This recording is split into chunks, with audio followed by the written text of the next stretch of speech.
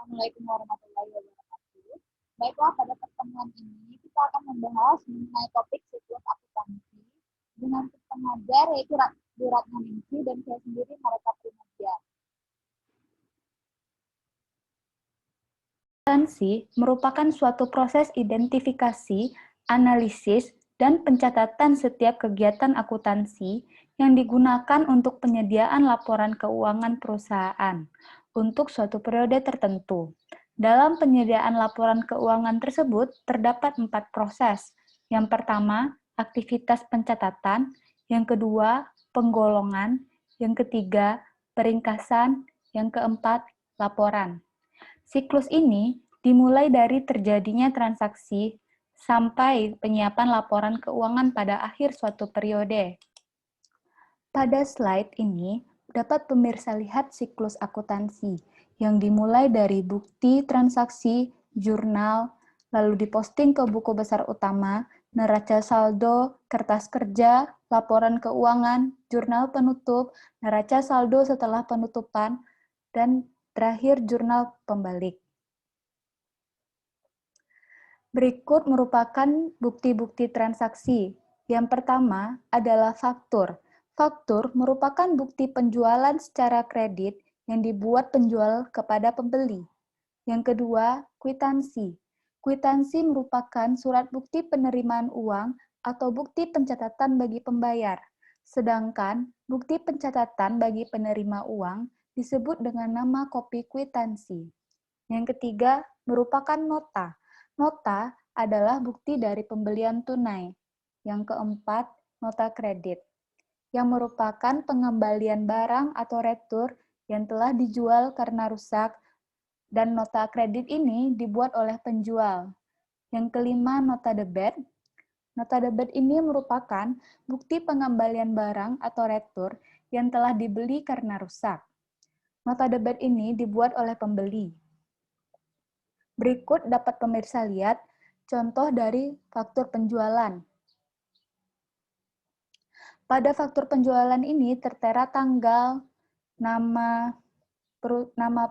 perusahaan, lalu keterangan mengenai barangnya, serta jumlahnya. Lalu contoh dari kwitansi pembayaran. Pada slide ini menampilkan contoh dari nota kontan, lalu contoh dari nota debit dan nota kredit. Selanjutnya jurnal. Jurnal merupakan transaksi pertama yang pertama kali dicatat. Jurnal merupakan suatu catatan kronologis dari transaksi entitas. Jurnal memberikan informasi mengenai yang pertama tanggal, yang merupakan hal penting karena memberitahu kapan terjadinya transaksi. Yang kedua, nama akun. Yang ketiga, kolom debit yang menunjukkan jumlah yang didebit. Yang keempat, kolom kredit yang menunjukkan jumlah yang dikredit. Jurnal ini dibuat dengan tujuan untuk mengidentifikasi transaksi yang terjadi. Yang kedua, untuk penilaian terhadap transaksi. Dan yang ketiga, untuk mencatat dampak ekonomi dari transaksi dalam perusahaan. Berikut merupakan prinsip-prinsip dalam pembuatan jurnal. Yang pertama, jurnal itu harus dibuat minimal 2 entry. Kolom debit dan juga kolom kredit. Lalu kedua, jumlah entry kredit dan entry debit harus sama jumlahnya. Dan yang ketiga, dibuat berurutan sesuai urutan transaksi. Adapun fungsi jurnal merupakan fungsi historis, fungsi pencatatan, fungsi analisis, fungsi instruksi, serta fungsi informatif. Pada fungsi historis, jurnal umum menggambarkan aktivitas suatu perusahaan setiap hari secara berurutan dan terus-menerus. Dengan kata lain, general ledger ini disebut memiliki fungsi historis karena dilakukan secara kronologis dan sistematis. Lalu, pada fungsi pencatatan, semua transaksi yang terjadi pada perusahaan dicatat dalam jurnal umum. Dengan begitu, maka perubahan modal, kekayaan, pendapatan harus dicatat terlebih dahulu ke dalam general ledger agar pembuatan laporan keuangan perusahaan dapat dilakukan dengan baik. Lalu fungsi analisis. Pada fungsi ini, semua pencatatan transaksi yang dilakukan dalam jurnal umum adalah hasil analisis transaksi berupa kredit dan debit yang terpengaruh. Proses analisis ini meliputi penggolongan nama akun, pencatatan kredit atau debit, serta jumlah atau besarnya transaksi. Sedangkan pada fungsi instruksi, proses pencatatan dalam jurnal ledger tidak hanya sebatas dokumen yang transaksi, namun bersifat perintah atau petunjuk kredit dan debit. Dan terakhir, merupakan fungsi informatif. Pada fungsi informatif ini terdapat informasi dan penjelasan bukti pencatatan transaksi yang terjadi pada perusahaan.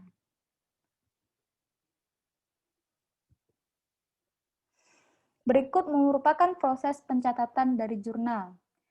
Yang pertama, yaitu analisa transaksi. Setelah transaksi tersebut dianalisa, kita dapat menentukan setiap akun yang dipengaruhi oleh transaksi tersebut. Lalu kita dapat mengklasifikasikannya berdasarkan jenis aktiva, kewajiban, ataupun modal. Setelah mengklasifikasikan, kita harus menetapkan apakah setiap akun tersebut mengalami penambahan atau pengurangan yang disebabkan oleh transaksi tersebut. Setelah menetapkan hal tersebut, kita harus menetapkan apakah harus mendebit atau mengkredit akun. Dan yang terakhir, kita memasukkan transaksi ke dalam jurnal.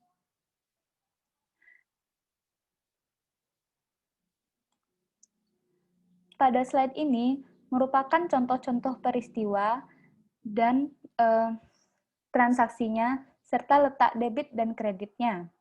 Seperti peristiwa penyetoran modal awal usaha, itu melibatkan transaksi kas dan modal usaha.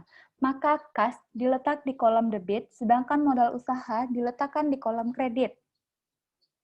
Sedangkan peristiwa pembelian peralatan secara tunai merupakan contoh transaksi kas dan peralatan. Maka kas diletakkan di kolom kredit dan peralatan diletakkan di kolom debit. Dan begitu seterusnya. Ini merupakan contoh dari jurnal umum dan contoh soal dari jurnal. Selanjutnya, buku besar.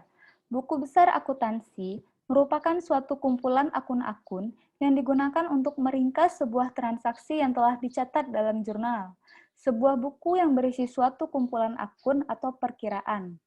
Akun tersebut dapat digunakan untuk mencatat harta secara terpisah, hutang secara terpisah, ataupun modal secara terpisah.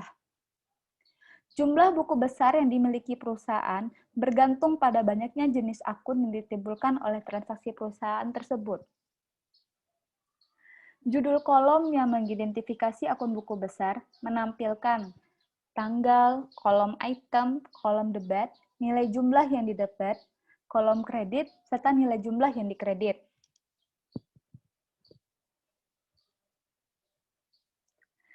Berikut merupakan akun-akun buku besar dapat digolongkan seperti berikut.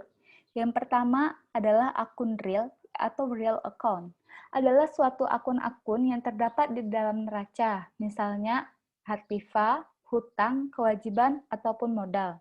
Sedangkan akun nominal atau nominal account adalah suatu akun-akun yang terdapat pada laporan laba rugi, misalnya pada akun pendapatan dan beban. Adapun tujuan dari sistem buku besar ini adalah untuk dapat mencatat semua transaksi akuntansi secara akurat dan benar. Lalu untuk dapat memposting transaksi-transaksi tersebut ke akun yang tepat. Selanjutnya, untuk dapat menjaga keseimbangan antara kolom debit dan kredit pada akun. Tujuan selanjutnya adalah untuk bisa mengakomodasi entry jurnal penyesuaian yang dibutuhkan. Dan tujuan terakhir adalah untuk dapat menghasilkan laporan keuangan yang dapat dipercaya dan tepat waktu untuk setiap periode akuntansi. Berikut merupakan macam-macam dari buku besar. Buku besar ini dapat berupa buku besar umum ataupun buku besar pembantu. Buku besar umum yaitu semua perkiraan yang saling berdiri sendiri dan ada dalam suatu periode tertentu seperti pada kas, piutang, persediaan utang, dan modal. Perkiraan ini mengikhtisarkan suatu pengaruh transaksi terhadap perubahan aktiva, kewajiban, dan modal perusahaan. Sedangkan buku besar pembantu sering disebut dengan istilah buku tambahan. Beberapa perkiraan memerlukan penjelasan lebih rinci untuk mendukung ketepatan neraca dan perhitungan laba rugi. Buku besar pembantu dapat terdiri dari buku besar pembantu piutang usaha dan buku besar pembantu hutang usaha. Berikut merupakan bentuk-bentuk dari buku besar. Yang pertama, bentuk T. Buku besar dalam bentuk T ini biasanya yang paling banyak digunakan karena yang paling sederhana. Biasanya untuk keperluan suatu analisis transaksi dan keperluan menjelaskan mekanisme penggunaan akun dalam pelajaran akuntansi. Selanjutnya, bentuk Skronto adalah salah satu buku besar yang berbentuk sebelah atau dua kolom. Buku besar ini juga merupakan buku besar T yang lebih lengkap. Selanjutnya, bentuk Staffel. Staffel ini terdiri dari berkolom saldo tunggal dan berkolom saldo rangkap. Lalu ini terdapat aturan debit dan kredit. Nah, aktiva ini wajarnya terletak pada debit. Kalau misalnya di debit, maka dia akan bertambah. Ketika aktiva itu berkurang, maka akan diletakkan di kredit. Selanjutnya, ketika hutang itu berkurang, maka akan ditaruh di debit. Dan ketika hutang itu bertambah, maka akan ditaruh di kredit. Selanjutnya, ketika modal itu berkurang, maka akan ditaruh di debit, dan kredit itu bertambah, maka akan ditaruh, dan ketika modal itu bertambah, maka akan ditaruh di kredit. Lalu dapat kita lihat pada slide ini, prive, ketika prive ini bertambah, maka akan diletakkan di debit, dan ketika prive ini berkurang, maka akan diletakkan di kredit. Berikut merupakan langkah pemindahan jurnal umum ke buku besar. Yang pertama, pindahkan terlebih dahulu tanggal kejadian yang ada pada jurnal umum ke dalam tanggal buku besar. Yang kedua, pindahkan jumlah debit maupun jumlah kredit ke dalam kolom debit dan kredit pada buku besar. Yang ketiga, memasukkan nomor halaman suatu jurnal atau referensi ke dalam kolom referensi pada buku besar. Yang keempat, memindahkan juga penjelasan atau keterangan singkat pada jurnal umum ke dalam buku besar. Berikut merupakan cara posting dari jurnal umum ke dalam buku besar, yaitu pemindahan tanggal, pemindahan kolom referensi, pemindahan saldo debit dan kredit, lalu pemindahan mengenai keterangan akunnya. Selanjutnya merupakan neraca saldo. Neraca saldo adalah daftar yang memuat akun-akun yang terdapat di buku besar. Tujuan dari penyusunan neraca saldo ini adalah untuk mengetahui apakah pencatatan transaksi ke dalam jurnal khusus ataupun jurnal umum telah dilakukan secara benar. Tujuan lainnya adalah mengetahui apakah jurnal tersebut telah diposting secara tepat dalam buku besar utama. Manfaat dari neraca saldo ini adalah untuk memudahkan dalam melakukan pengecekan terhadap kebenaran buku besar yang telah dibuat. Yang kedua, sebagai sumber pembuatan kertas kerja atau neraca lajur. Dan yang ketiga, sebagai dasar penyusunan laporan keuangan perusahaan. Fungsi dari neraca saldo ini adalah terdapat 4 fungsi dari neraca saldo ini. Yang pertama, fungsi persiapan. Yang kedua, fungsi pencatatan. Yang ketiga, fungsi koreksi. Dan yang keempat, fungsi monitoring. Berikut jenis-jenis dari neraca saldo, yaitu neraca saldo yang belum disesuaikan, neraca saldo setelah penyesuaian, dan neraca saldo penutup. Berikut contoh dari neraca saldo. Dapat kita lihat, pada neraca saldo dapat kita memuat informasi mengenai nama perusahaan, nomor akun, nama akun, dan saldo debit dan kredit. Lalu, masuk ke jurnal penyesuaian. Jurnal penyesuaian adalah jurnal yang dibuat pada proses pencatatan perubahan saldo di dalam akun yang pada akhirnya akan mencerminkan saldo pada jumlah yang sesungguhnya. Tujuan agar saldo menunjukkan jumlah yang sesungguhnya. Nah, berikut merupakan fungsi jurnal dari jurnal penyesuaian. Yang pertama, agar pada akhir periode, akun real yaitu harta, kewajiban, dan modal menunjukkan keadaan yang sebenarnya. Lalu dapat menetapkan saldo catatan akun buku besar pada akhir periode, sehingga setiap perkiraan saldo real, khususnya perkiraan harta dan kewajiban menunjukkan jumlah yang sebenarnya. Yang ketiga, dapat digunakan dalam menghitung setiap perkiraan nominal, yaitu pendapatan dan beban yang sebenarnya selama periode yang bersangkutan. Dan terakhir, agar akun-akun nominal, yaitu akun pendapatan dan beban, dapat diakui dalam suatu periode dan menunjukkan keadaan yang sebenarnya.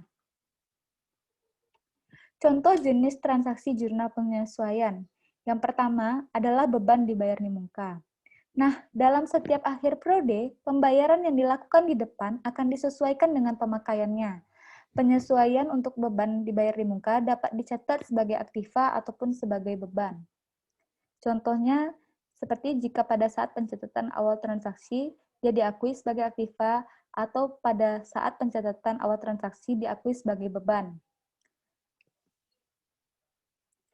Lalu, jenis yang kedua adalah piutang pendapatan atau pendapatan yang masuk harus diterima. Piutang pendapatan merupakan suatu pendapatan yang telah menjadi hak bagi perusahaan, akan tetapi belum juga diterima. Hak ini pun harus dicatat sebagai pendapatan di periode terkait. Yang ketiga, yaitu penurunan nilai aktiva. Pada setiap akhir periode, aktiva tetap yang dimiliki perusahaan akan diturunkan nilainya sebagai akibat dari pemakaian atau bertambahnya umur aktiva. Penurunan nilai aktiva akan diakui sebagai beban penyusutan. Nah, ini contoh jurnalnya, yaitu beban penyusutan kita letakkan di debit, lalu akumulasi penyusutan kita letakkan di kredit. Yang B, untuk jenis aktiva yang sifatnya akan habis terpakai karena digunakan untuk usaha, seperti perlengkapan. Ini contoh jurnalnya, beban perlengkapan kita letakkan di kolom debit, dan perlengkapan kita letakkan di kolom kredit. Lalu, pendapatan diterima di muka. Selanjutnya ada neraca lajur. Neraca lajur merupakan sebuah kertas kerja maupun worksheet yang berisi semua data tentang akuntansi dan bisa digunakan untuk memudahkan ketika hendak membuat laporan keuangan.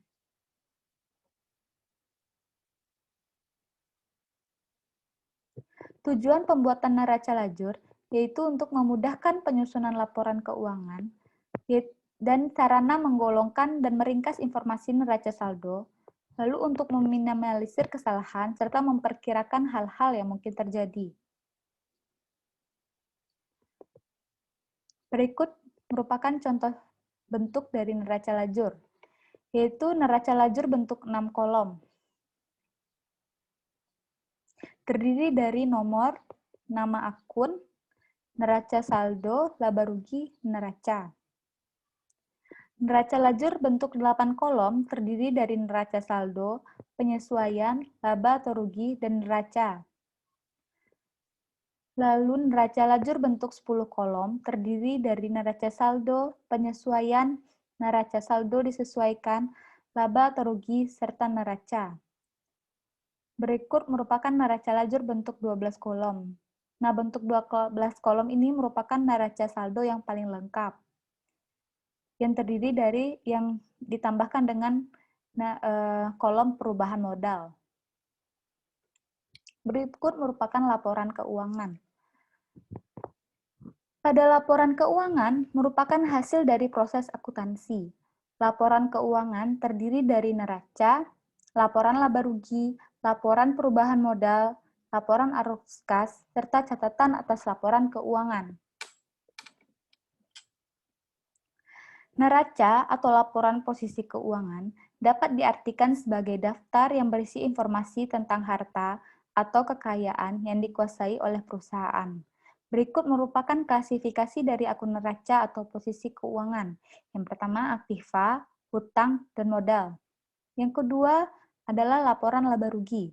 Laporan laba rugi merupakan laporan yang memberikan gambaran tentang aktivitas yang telah dilakukan perusahaan. Nama laba atau rugi atau laba menunjukkan hasil akhir dari laporan tersebut. Laba rugi digunakan ketika pendapatan lebih besar dari biaya. Nah, kalau rugi laba digunakan ketika pendapatan lebih kecil dari biaya. Berikut merupakan klasifikasi kelompok akun yang ada di laporan laba rugi, yaitu akun pendapatan serta akun biaya. Dan di sudut bawah ini merupakan contoh dari laporan laba rugi. Selanjutnya adalah laporan perubahan modal. Pada laporan perubahan modal ini, memuat informasi tentang sebab-sebab terjadinya perubahan modal dari suatu perusahaan selama periode tertentu.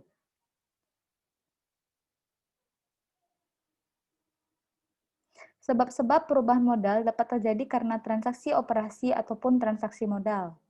Transaksi operasi dapat berupa pendapatan atau biaya, lalu transaksi modal karena penyetoran atau penanaman, serta pengambilan atau penarikan. Di sudut bawah ini merupakan contoh dari laporan perubahan modal. Laporan keempat yaitu laporan arus kas. Laporan arus kas ini memberikan informasi mengenai aliran kas perusahaan yang masuk dan keluar. Laporan arus kas ini terdiri dari 3 aktivitas utama. Yang pertama, aktivitas operasi, aktivitas investasi, serta aktivitas pendanaan. Merupakan contoh dari laporan arus kas.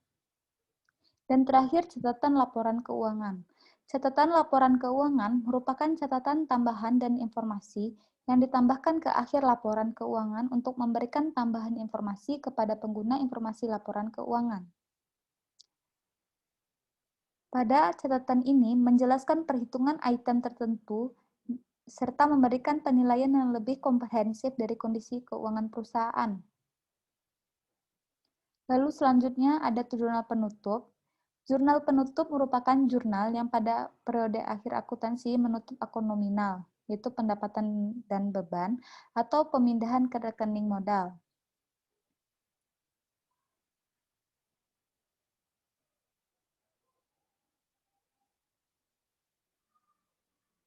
Berikut merupakan langkah penyusunan dari jurnal penutup.